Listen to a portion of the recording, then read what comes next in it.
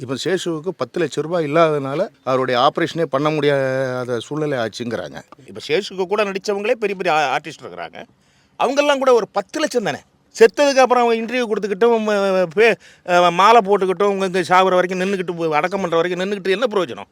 பிச்சைக்கார நிலைமை, இந்த காமெடி ஆர்டிஸ்டோடைய நிலைமை ஒரு பிச்சைக்காரன் நிலைமையாட்ட ஆகி போச்சு. சந்தானம் ப்ரொடியூசர் நண்பர், அவர் லொல்லு சபாங்கிற இது அந்த காலத்துலேருந்து நடந்துக்கிட்டு இருந்தது. அவர் பண்ணியிருக்கலாம். ராம்பாலான்னு ஒரு இயக்குனர் இருக்கிறாரு, அவர் பண்ணியிருக்கலாம். 10 லட்ச ரூபா தானேங்க.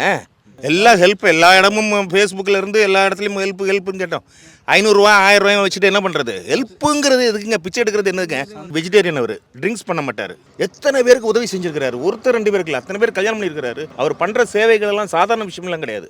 நடிகர் சேசு கோபாலன் அவர்கள் நம்மிடையே இல்லை, இறந்துபட்டு விட்டார்.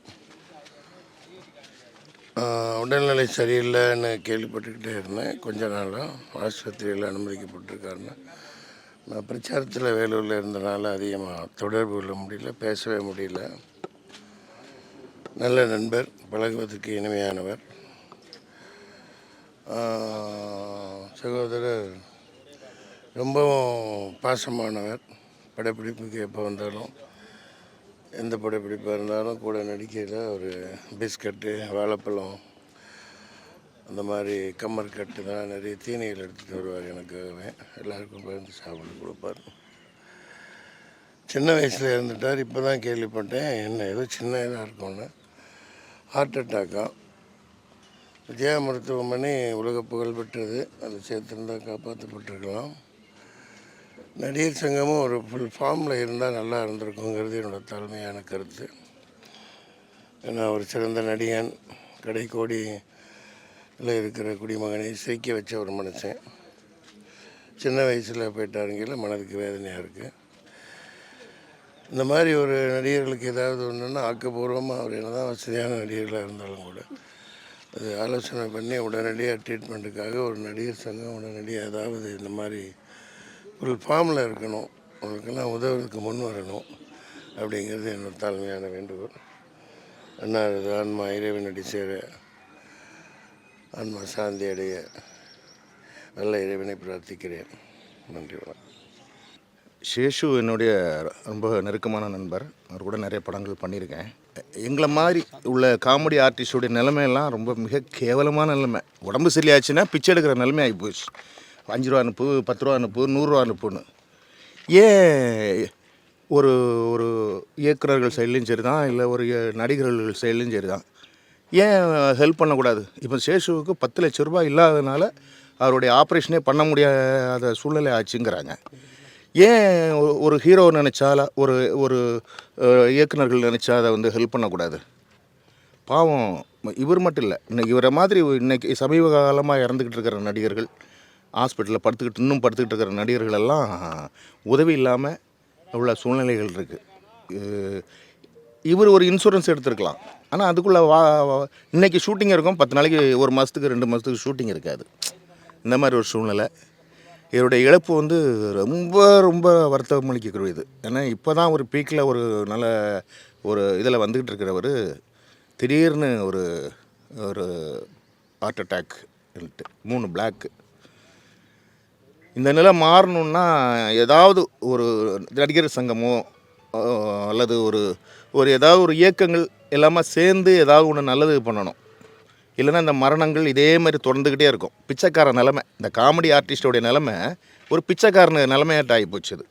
ஹெல்த் இன்சூரன்ஸ் பண்ணுறதுக்கு சும்மா ஃப்ரீயாக பண்ண மாட்டாங்கல்ல. ஹெல்த் இன்சூரன்ஸ் பண்ணுறதுக்கு ஃப்ரீயாக பண்ண மாட்டாங்கல்ல. அதுக்கு ஒரு 10,000 15,000 தேவை. அந்த 10,000 15,000 நடிக்கிறவங்க எங்களை மாதிரி ஆர்டிஸ்ட்டு கொடுக்குறதில்ல. 5,000 4,000 8,000, சப்போஸ் 10,000ன்னு சொன்னால் கூட அந்த சம்பளம் எங்களுக்கு கரெக்டாக வர்றதில்ல. நானே நடிகர் சங்கத்திலே பல கம்பெனிக்கு கம்ப்ளைண்ட் பண்ணியிருக்கிறேன், எங்களுக்கு பேமெண்ட் வரலன்னு. பெரிய பெரிய ப்ரொடியூசர்ஸ் சங்கங்கள் கண்டுக்கிறது இல்லை. இந்த சேஷுவுக்கு இப்போ எனக்கெல்லாம் சேஷுவுக்கே இந்த மாதிரி நிலமெல்லாம் நான்லாம் இறந்து போனோம்னா என்ன ஆகும்னே தெரியாது. சேஷுவுக்கே இந்த நிலைமை. இத்தனைக்கும் நிறைய செல்வாக்கான ஆள் அவர். எத்தனை பேருக்கு உதவி செஞ்சுருக்கிறாரு? ஒருத்தர் 2 பேருக்கு இல்லை, அத்தனை பேர் கல்யாணம் பண்ணியிருக்கிறாரு. படிப்பு செலவு, உடம்பு சரியில்லாதவங்களுக்கு காப்பாற்றுறது, என்னென்ன இல்லாமல் பண்ணியிருக்காரு. அவர் பண்ணுற சேவைகளெல்லாம் சாதாரண விஷயமெல்லாம் கிடையாது. இது ஏன் இப்போ இவர் ஹெல்ப் பண்ணவங்க இவருக்கு பண்ண முடியாது? ஏன்னா அந்த மாதிரி உள்ள அடிமட்ட லெவல். ஒரு பெரிய லெவலில் உள்ளவங்க பார்த்துக்கலாம்ல. இப்போ சேஷுக்கு கூட நடித்தவங்களே பெரிய பெரிய ஆர்டிஸ்ட் இருக்கிறாங்க. அவங்கெல்லாம் கூட ஒரு 10 லட்சம் தானே. செத்ததுக்கு அப்புறம் அவங்க இன்டர்வியூ கொடுத்துக்கிட்டும் மாலை போட்டுக்கிட்டும் உங்க சாகுற வரைக்கும் நின்றுக்கிட்டு அடக்கம் பண்ணுற வரைக்கும் நின்றுக்கிட்டு என்ன பிரயோஜனம்? புகை பிடிச்சனால ஹார்ட் அட்டாக் வந்துருச்சுங்கிறீங்களா?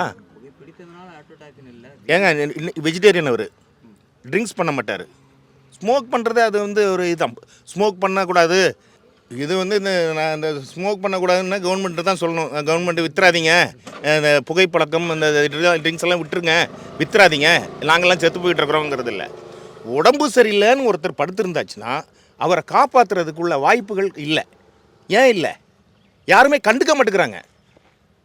ஒரு நடிகர்கள் ஒரு ஹீரோ நினச்சாச்சுன்னா ஒரு 10,000 ரூபா 10 லட்ச ரூபா கொடுக்க முடியாதா? இல்லை அவங்க ஃபுல்லாக அவனுடைய ஆப்ரேஷன் பண்ணுற வரைக்கும் நான் பார்த்துக்கிறேன்னு சொல்ல முடியாதா? இந்த ட்ரீட்மெண்ட் பார்த்துக்க முடியாதா? எல்லா எல்லா இடமும் ஃபேஸ்புக்கில் இருந்து எல்லா இடத்துலையும் ஹெல்ப்புன்னு கேட்டோம். 500 ரூபா 1000 ரூபாய் வச்சுட்டு என்ன பண்ணுறது? ஹெல்ப்புங்கிறது எதுக்குங்க? பிச்சை எடுக்கிறது என்னதுங்க?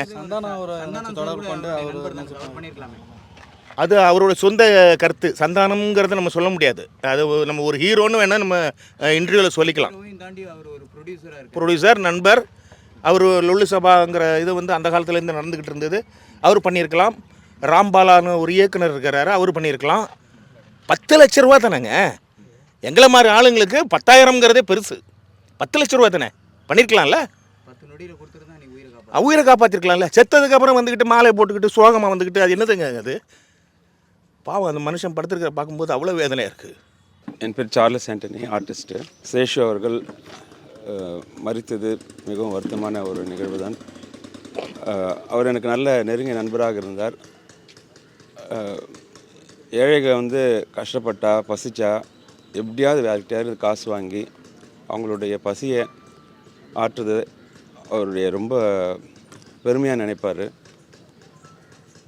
ஆனால் இவருக்கு வந்து அரிசி இல்லை, பருப்பு இல்லை அப்படின்னு சொல்லுவார். நிறைய பேர்கிட்ட வந்து இந்த மாதிரி காசு வாங்கி அவர் எடுத்துக்காம அந்த காசை நல்லா யூட்டிலைஸ் பண்ணி ஏழைங்களுக்கு சாப்பாடு போடுவார், அரிசி வாங்கி தருவார், பருப்பு வாங்கி தருவார், ஏழை எளியவர்களுக்கு இரக்கம் காட்டுவார். அவருக்கு இந்த மாதிரி ஒரு மரணம் நிகழ்வு டைஜஸ்டே பண்ண முடியல. சமீபத்தில் லொல்லு சபா 20ஆம் ஆண்டு விழா ஒன்று நடத்தினாங்க க்ரீன் பார்க்கில். நானும் போயிருந்தேன். அவருடைய நண்பர்ன்றதுனால அழைப்பு கொடுத்துருந்தாங்க. நான் லொல்லு சபா டீம் அவங்களோட நல்லா விருந்தாற்றி நல்லா பழகணும். ரொம்ப எந்துவாக இருந்தார். அவர் தான் அந்த நிகழ்வை வந்து எல்லாரையும் ஆர்கனைஸ் பண்ணி அந்த ஃபங்க்ஷன் நல்லா நடத்தினார். இந்த மாதிரி ஒரு நிகழ்வு நடந்தது நம்பவே முடியல. சமீபத்தில் வடக்குப்பட்டி ராமசாமியில் ஒரு பரதநாட்டியம் டான்ஸ் எல்லாம் ஆடி எல்லாரையும் மகிழ்விச்சார். அவரை பார்க்கும்போதே வந்து என்ன மனசில் கஷ்டம் இருந்தாலும் ஆட்டோமேட்டிக்காக வந்து அந்த கவலையை மறக்கிற அளவுக்கு எந்துவாக எல்லாரையும் வந்து என்கரேஜ் பண்ணி சிரிக்க வைப்பார். அவருடைய மறைவு மிகவும் வருத்தமாக இருக்குது. அவருடைய ஆத்மா சாந்தி அடைய